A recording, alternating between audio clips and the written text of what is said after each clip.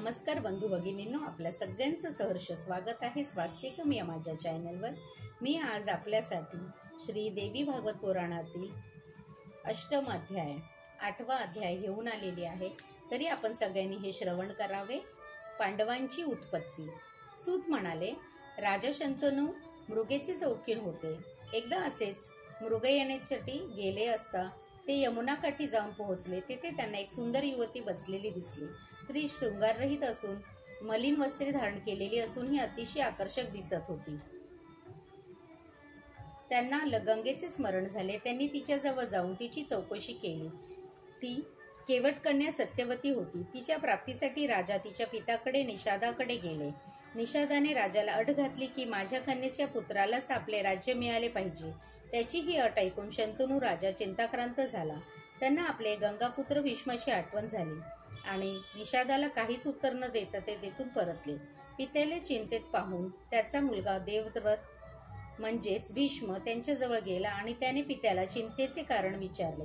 राजाने उत्तर दिले, हे पुत्रा, तू माझा एकुलता एक मुलगा आहेस। तू शूर, बलवान आणि युद्ध निपुण आहेस, परंतु तू एकटाच असल्याने तू युद्धात कामास आलास तरी मी निराश्रित होईन, हीच मला काळजी आहे। आणखीन काही चिंता आहे, पण ती मी तुला सांगू शकत नाही। सूत म्हणाले, महाराजांचे हे बोलणे ऐकून गांगेय आपल्या वृद्ध मंत्र्याकडे गेले आणि त्यांच्याद्वारे त्यांना आपल्या पित्याच्या चिंतेचे कारण जाणून घेतले आणि कारण समजताच गांगेय मंत्र्यासह निषादाच्या घरी गेले। त्यांनी नम्रतापूर्वक त्या केवटाला सांगितले, आपली कन्या मला माते समान आहे, आपण तिला निसंकोच महाराज शंतनूंना द्यावी।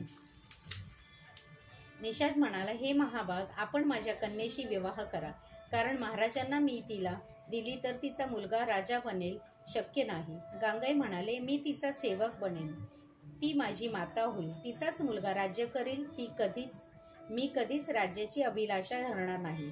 निषाद म्हणाला, आपण म्हणता ते खरे आहे, पण आपला एखादा बलवान मुलगा जर राज्य जिंकून घेईल तर माझी कन्या दुःखी बनेल। गांगेय म्हणाले, मी आजीवन ब्रह्मचारी राहीन, लग्न करणार नाही, तुमच्यासमोर मी ही प्रतिज्ञा करीत आहे।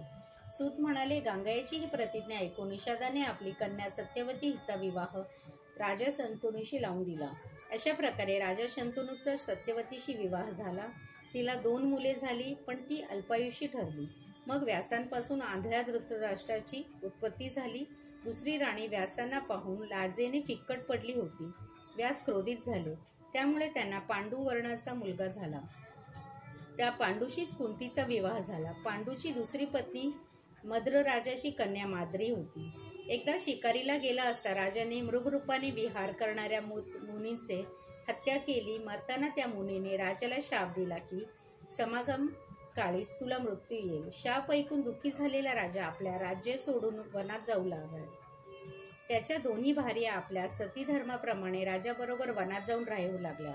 वनात गंगेच्या काठी मुनीच्या आश्रमात राहून राजा धर्मशास्त्र ऐकू लागला, कठोर तोप करू लागला। धर्मशास्त्र वाचता वाचता त्याला एकदा एका मुनीने सांगितले, हे परमतप, पुत्रविहीनला स्वर्गप्राप्ती होत नाही, म्हणून काहीही करून पुत्रप्राप्तीसाठी उपाय करावा।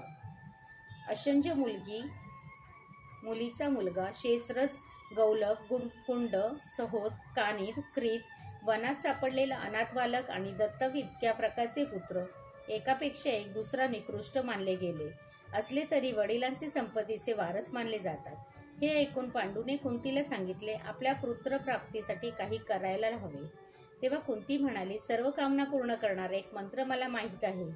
हा सिद्धी प्राप्त करून देणारा मंत्र मला महर्षी दुर्वास ऋषींकडून मिळाला होता। हे महाराज, मी ह्या मंत्रांच्या द्वारे देवाची कृपा मिळवू शकते। मग पतीच्या आज्ञेने कुंतीने धर्मराजाला स्मरून मंत्र म्हटला, तेव्हा तिला युधिष्ठिर झाला।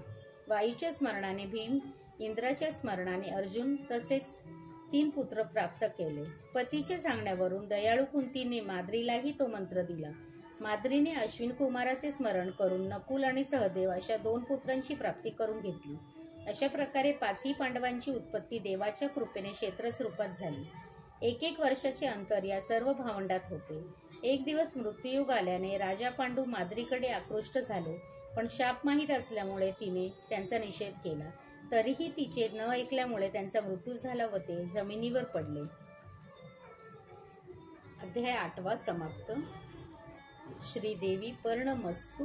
शुभं भवतु शुभं भवतु शुभं भवतु.